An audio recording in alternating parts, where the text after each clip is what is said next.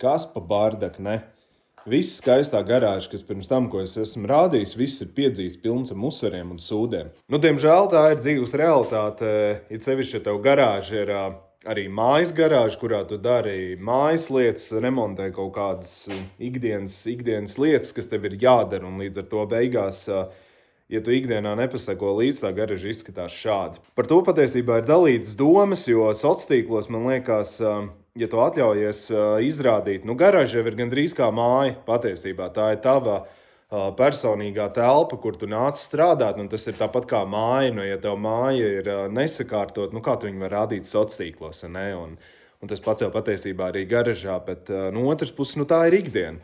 Te ir tāpat tās tīrot mašīnas, darbojoties ar lukturiem un visu kaut ko citu.